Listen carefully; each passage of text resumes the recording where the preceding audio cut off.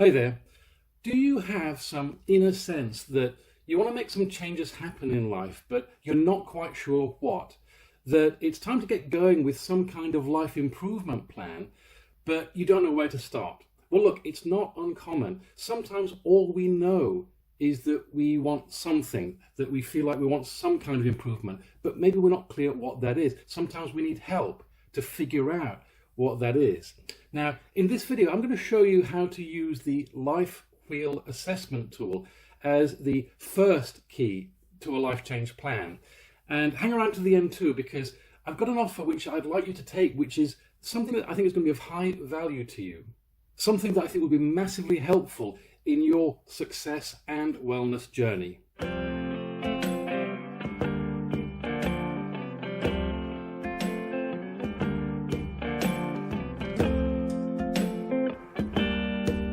Now, my name's Steve, and I coach professional people like you to combine your personal brilliance with unshakable emotional wellness so that you can become happier and more successful at the same time. So for the best ideas and practices in that theme, please subscribe to this channel and don't forget to hit the notifications bell so that you'll know when new content arrives.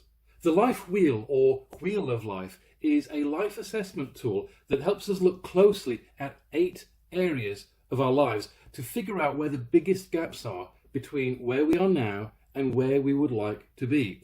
So that gives us a way of seeing which areas in life might be worth working on first. They might help us identify where that vague sense of something's not right, I want to improve something is.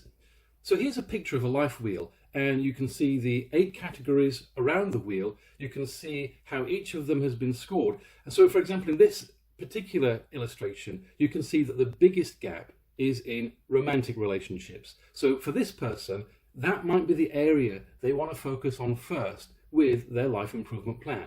Now, before I show you how to actually use this tool, let's really quickly overview the 8 categories. Now, there's no right order for these categories, and I'm going to choose a fairly arbitrary order. So the first one I'm going to pick is money and finances. How's your income? How's your savings? How's your cash flow? That kind of thing.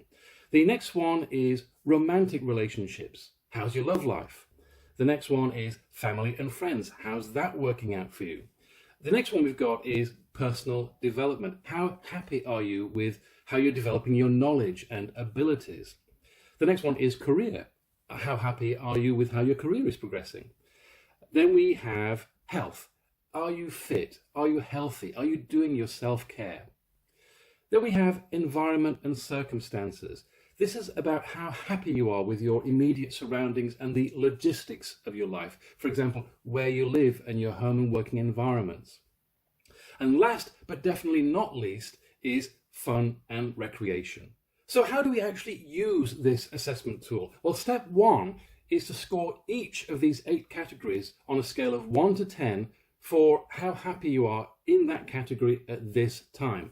Now, it's a subjective measure. It's not an objective measure. So please don't ask for what is a definition of 1, what is a definition of 2, what is a definition of 10. It's your scale to reflect your feelings about this category. As long as your numbering is consistent with yourself, that's all that matters. So just spend some time contemplating each of these 8 areas of your life and come up with the number that feels right to you, with no explanation or definition, just that it feels right. Now, don't rush this step, but don't labor it either. Choose each category in turn and give it a good look, and then give it that number. So, for example, if you're looking at the category of romantic relationships, don't just give it a cursory glance, give it a proper look, and you might see that there's lots of good stuff going on with your romantic relationships. But at the same time, you might see and conceive that maybe you argue a little bit too much, and maybe you're not quite making enough time for your romantic partner. So from that observation, you might come up with, say, the number 7, and that's what you would put down in that category. Now, step 2 is to go around the wheel again and give each category another score out of 10. But this time, it's how you would like it to be. Now, you might think, well, I'm just going to pick 10 for everything, right? But actually, it's not necessarily so. Let's take money and finances as an example. Now, of course, I'm sure we would all love to be billionaires. But that might not actually be what you've got your heart and eyes set on. You might simply be content with having enough. And if you're close to having enough already, or you already have enough, then you might not need a life improvement in this area. So as you go around, decide out of 10 whether you would like that thing to be. By the way, I would love to know your experience of doing something like this, or whether you use different tools to this to assess where your life is. Now, if you're okay with sharing, please do leave a comment. I love to read every comment that's posted, and I will, and I'll reply to as many as I can. So now you have some insights into where the biggest gaps are between where you are now and where you would like to be by category. And therefore, we've exposed which areas of life are the ones that you might want to focus on in your life improvement plan, the ones you might want to work on first. But before I go into the next step in the process, I want to say something really, really important. Don't skip this bit. Happiness is not a place to get to, it is a place to come from. And anytime we think changing our external world is what's going to heal our inner fears and insecurities, then we're probably going to find out that we're mistaken. It's the spiritual and emotional work that will heal those inner fears and insecurities. When you use a tool like this to create goals and to create a life change or life improvement plan, just check that you're not trying to use outer world goals as a substitute for doing your spiritual and emotional work. It doesn't work that way. Now, step 3 in this process is to pick the categories that you most want to work on and describe the gap between where you are now and where you would like to be. So if we take career as an example, if that's 5 today and you'd like it to be 7, then describe the gap between 5 and 7 for you. Remember, this is subjective to you. And once you've described the gap, you should then be able to identify the goal or goals that are worth going on your life improvement plan. And you've done it without dismissing that inner subjective feeling that something wants to change. This inquiry has helped you identify what that is.